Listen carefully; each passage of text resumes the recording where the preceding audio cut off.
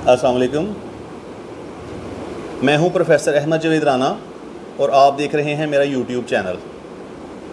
आज हम second year की बुक 2 के चैप्टर 4 एंड ऑफ टर्म को पढ़ेंगे।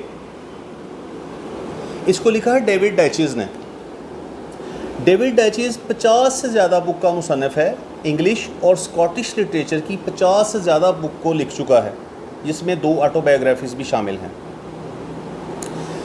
राइटर कहता है कि मेरे एक टीचर ने एक बुक लिखी, उसका नाम था फ्राइडे थैंक्स गॉड।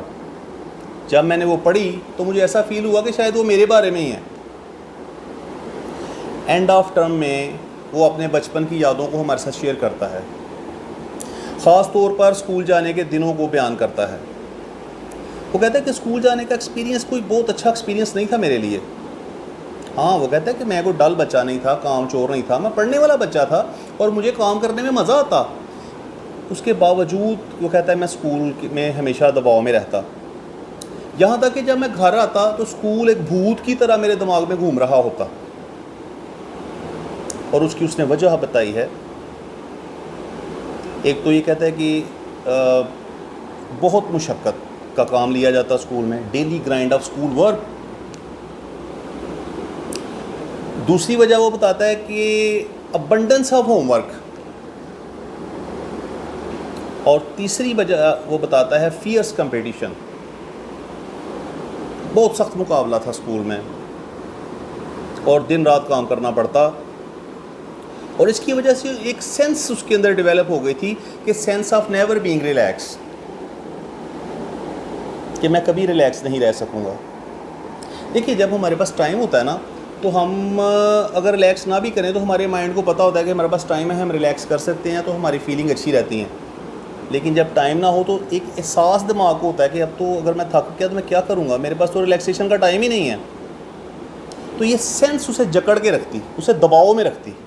तो वो कहता है कि स्कूल लाइफ में मैं दबाव में ही रहा और फिर इससे मेरी जान तब छूटी जब मैंने यूनिवर्सिटी में एडमिशन लिया। वहाँ पर इस तरह की रिस्ट्रिक्शंस नहीं थी और कोई पाबंदियाँ इतनी नहीं थी, तो मेरी इन मसाइल से जान छूटी। बहरहाल, स्कूल जाने के दिनों में वो हम छुट्टियों को हमेशा छुट्टियों की ही आरज़ू करता। तो चूँकि छुट्टियाँ उसे पसंद थी तो उसने 3 किस्म की छुट्टियों को बयान किया है। Number 1 weekly holidays, number 2 unexpected holidays and number 3 long holidays. तो इन पे हम अलग-अलग बात करते हैं। सबसे पहले हम देखते हैं कि वीकली हॉलीडेज़ को राइटर कैसे बयान करता है। वीकली हॉलीडेज़ जो कि हफ्ते के एंड पे 2 छुट्टियां होती हैं, हफ्ता और इतवार। तो वो कहता है कि थर्सडे नाइट को उसकी फीलिंग अच्छी होती। उसे पता था कि कल स्कूल जाना है और आगे से 2 छुट्टियां मिल जानी हैं। जुमे के दिन जब वो स्कूल से निकलता तो उसकी क्या कैफियत होती, जिस तरह के एक कैदी रहाई पाता है जेल से, तो उसकी जो फीलिंग होती है वही कहता है, राइटर कहता है मेरी होती फीलिंग। बहरहाल, जुमे की रात जो थी, फ्राइडे नाइट, कहता वाज फुल ऑफ कलर्स। एक खुशगवार रात होती क्योंकि पता होता कि अब 2 दिन स्कूल नहीं जाना पड़ेगा। Saturday night was also pleasant night, क्योंकि पता होता है कि अभी एक छुट्टी बाकी है। लेकिन फिर आ जाती संडे नाइट। वो कहते हैं कि Sunday night was full of threats. धमकियों भरी रात होती। पता होता कि अब अगले दिन फिर स्कूल जाना है और फिर वही रूटीन और फिर वही कैदोबंद का एहसास। तो खौफनाक रात होती। और मंडे की सुबह कहता है जब हमारी नौकरानी हमें उठाने के लिए आती, कहता मैं और मेरा भाई लोइनल एक कमरे में होते और 7 कमरे में मेरी बहन सल्विया सोई होती। तो जब वो आवाज़ देती तो उसने तो क्या कैफियत होती राइटर की, अपनी नौकरानी की आवाज़ सुनकर क्या कैफियत होती। उसको उसने कहा है समन्स फ्रॉम डैमनेशन, जहन्नम की आवाज़ करार दिया। उसने कहा ऐसे लगता है कि जहन्नम से आवाज़ आ रही है कि उठो भाई, टाइम हो गया स्कूल जाने का। तो वीकली हॉलीडेज़ के बारे में राइटर का एटीट्यूड मैंने आपको बता दिया है।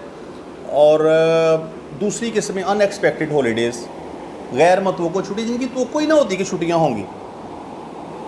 कहता उसी तरह जब हम स्कूल जाते तो पता होता कि इतने घंटे अब हम पढ़ेंगे, इतना काम मिलेगा, फ़लाँ सर आएंगे, ये काम देंगे, होमवर्क मिलेगा, लेकिन अचानक से पता चलता कि स्कूल में एक तकरीब है और अब 2 घंटे पहले ही हमें छुट्टी हो जाएगी। कहता है अजीब फीलिंग हमारी बन जाती है, एक लुत्फ़ का एहसास होता, अचानक से खुशी मिल जाती, या कोई गमी आ गई, या कोई स्कूल का फुटबॉल मैच होता तो चंद पीरियड पहले ही हमें छुट्टी मिल जाती, या समटाइम्स ज़्यादा स्नो फॉलिंग होती तो स्केटिंग करने के लिए लड़कों को छुट्टी दी जाती चंद पीरियड पहले।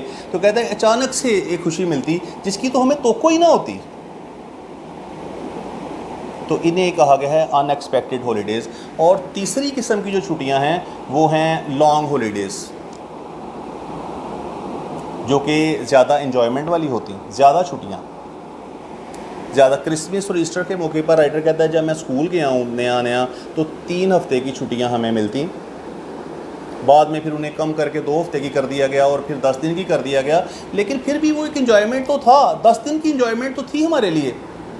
तो मज़ा आता भाई, 10 दिन स्कूल ना जाना पड़ता, काम का प्रेशर ना होता। लेकिन वो कहते हैं कि जो सबसे इम्पॉर्टेंट छुट्टियां थी, जिनकी मैं हमेशा मेरे अंदर मुतमन्ना रही, जिनकी मैं हमेशा ख्वाहिश करता था, वो थी समर वेकेशंस, 2 महीने की छुट्टियां। ये था पीरियड ऑफ परमानेंट एंजॉयमेंट कि 2 महीने अब मुझे स्कूल नहीं जाना पड़ेगा, मुस्तकिल तौर पे 2 महीने में एंजॉय कर सकूँगा। तो ये कहता है हमेशा मुझे ख्वाहिश रही, समर वेकेशन का मैं हमेशा इंतज़ार करता। That was a long period of permanent enjoyment. तो 3 किस्म की छुट्टियों को उसने बयान किया है जो मैंने आपके सामने रख दिया है, weekly holidays, unexpected holidays and long holidays. School के दिनों में राइटर जो है मज़ीद अपने बचपन की कुछ यादें हमारे साथ शेयर करता है। कहता है कि वो इसके लिए वो एक लाइन लिखता है, अपना तजर्बा उस जो उससे एक्सपीरियंसेस हुए। वो कहता है कि wishes never come true in life, कि ज़िंदगी में ख्वाहिशात पूरी नहीं होती। वो कहता है जब मैं छोटा था तो मेरी ख्वाहिश थी कि मैं एक ट्राइसिकल लूँ, 3 पहियों वाली साइकिल लूँ, लेकिन कहता है मैं बड़ा होता गया और ये ख्वाहिश कभी पूरी ना हो सकी। और फिर ये ख्वाहिश तब्दील हो गई 2 पहियों वाली साइकिल में, बाइसिकल में। कहता है मेरी ख्वाहिश थी कि मुझे बाइसिकल मिले, लेकिन ये ख्वाहिश भी कभी पूरी ना हो सकी। हाँ, कहता है जब मैं 21 साल का था तो एडनबर्ग यूनिवर्सिटी में मुझे स्कॉलरशिप मिला, उन पैसों से फिर मैंने अपनी बाइसिकल ख़रीदी। इसके अलावा वो कहता है मिठाइयों वाली दुकान के सामने मैं घंटों खड़ा रहता, चंद सिक्के जेब में लिए कि शायद मुझे मिठाई मिले, लेकिन ऐसा कभी ना हुआ, मुझे कभी मिठाई ना मिली। हाँ, तो कहता क्योंकि कहता थोड़ी सी जो हमें पॉकेट मनी मिलती थी मुझे और मेरी बहन और भाई को, तो हमें खर्च करने की इजाज़त ही नहीं थी, तो वो हमें मनी बॉक्स में डालनी पड़ती थी। तो जाहिर ही बात है जब पैसे नहीं होंगे तो फिर क्या ले सकेंगे आप। इसी तरह कहता है जब आइसक्रीम की रेडी वाला आता, उसके गिर्द लोग आइसक्रीम ले रहे होते तो उस हजूम के गिर्द में काफ़ी देर में चक्कर काटता रहता कि शायद वो तरस खा के मुझे भी कोई आइसक्रीम दे दे, लेकिन ऐसा कभी नहीं हो सका। बल्कि उसने नाम भी बताया, कार्नेट और सिजलर,